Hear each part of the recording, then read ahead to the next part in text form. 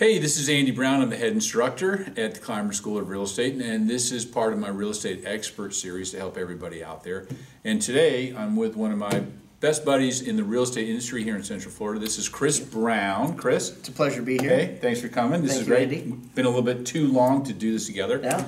Let me tell you a little bit about Chris before we get going. Chris is a 14-plus year veteran of the mortgage industry. Also, there's a publication called the National Mortgage Professional Magazine. He set a record 5 years in a row. He was one of the most influential mortgage professionals in the entire country, under 40, 5 years in a row. That's pretty good. Yep, And that'll never happen again. yeah, it'll never happen again. He's also the head coach at feettothefirecoaching.com, a sales performance coaching and training company. But I've asked Chris to come in because obviously everybody that comes through my school, most everybody, doesn't have any experience in real estate. So Chris, for the purposes of our viewing audience, what would you say are the top 3 mistakes that new agents make once they get their license? Yeah, that's such a critical topic to cover when people are going from usually a very structured type environment and moving into real estate. So I'd say probably the biggest thing, Andy, is underestimating the amount of time it will take to ramp up and overestimating the amount of income someone may make in that first year. It's not because they don't have the capability, it's simply because it's something new, and literally if they're coming from a structured environment, moving into real estate where that structure isn't created for them, it really can be a shock to the system, if you will. That makes sense. That makes sense. And I think what you're saying is what I tell my students is, getting a real estate license doesn't mean you make $1 million the very next day. It doesn't? You don't walk into your new office, right, and there's a bunch of contracts on your desk. That's kind of what you're saying, right? Yeah, exactly right. How long do you think it takes on an average to get the first customer, get your first closing? So closings generally from contract to close can be 45-ish days. So you've got to add that on to the time when you first go under contract. So if it takes them 30 to 45 days to find someone to put under contract, it could very easily be 3 months or 90-ish days before somebody has a commission check. Which means you either need somebody to support you, like a significant other, or you need money in the bank. Yeah, and that kind of leads into something I want to touch on that is it's important for people to know what your survival number is. And when I say survival number, it's knowing what is the outflow for your household. You got to know how much you have to make in order to keep the lights on, because we've all got those expenses. Know what yours are. Once you get that number, add 10%, because there's plenty of things like haircuts and those other things that we don't necessarily put in our budget that are real costs. So first they need to know what their survival number is, and then get a real clear picture on what your reserves are. How long can you go without an income from your personal production? What's the second big mistake people make? Choosing the wrong broker. I think that,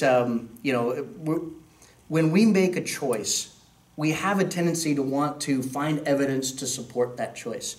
So if we choose the wrong real estate broker out of the gate, Andy, even if we get a gut feel that I may not have made the right choice, we'll want to be consistent with that original choice that we made.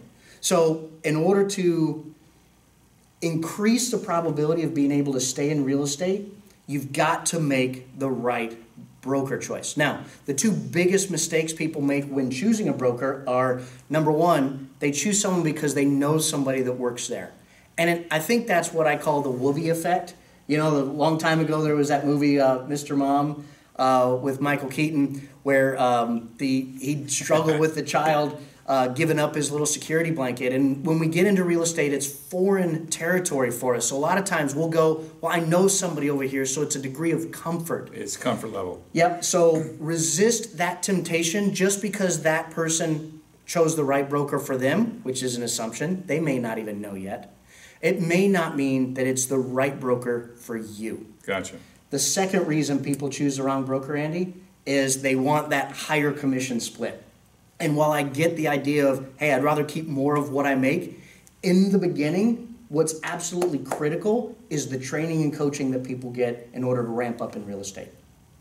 I agree. I mean, I've been there.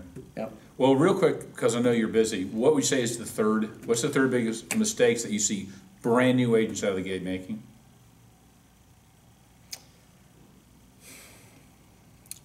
I'd say underestimating the importance of staying disciplined to one schedule. Now that's a mouthful, right? But I actually know what you're talking about. I've been guilty of that many times. Yeah, and when I got into the mortgage world, I struggle with that as well, because you come into real estate very frequently, like we talked about earlier in this quick segment. Yeah. We come in with a structured environment. Now the cool thing about real estate is what you do depends on you.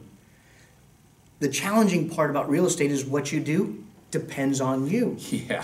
And with real estate, not all tasks. That includes sleeping in, Well, which I learned the hard way. yeah, well, a lot of times we get into real estate because we like the flexibility of schedule. Right. We like the unlimited potential of income. Absolutely. However, many times we don't reach the unlimited income potential because we begin to, what am I trying to say? We attempt to use the flexibility of schedule before we've created the right to. And when we're not disciplined to a schedule and doing the things that are necessary for creating that income, all of a sudden we realize we got lots of spare time on our hands and we're not making any money.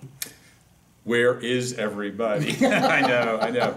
Chris, that was awesome. You were right on the point. Thank you. Now, most everybody knows how to get a hold of me. I know how to get a hold of you. If anybody out there who's watching wants to get a hold of you, what's the best way to do that? Yep, they can simply email me at chris@feettothefirecoaching.com. Okay. Or they can certainly go through the section here on your website or on YouTube. Can they have your cell phone number by any chance? Yep, so they can reach me at 321-696-9696. Listen, I appreciate your time. I know you're busy, but this is important to me. Thank you. It's my pleasure. Any to be chance here. I might get you back to do another one sometime in the near future? I would be humbled to do so, Andy. All Thank right. you. Thanks, Chris. All right, bye-bye.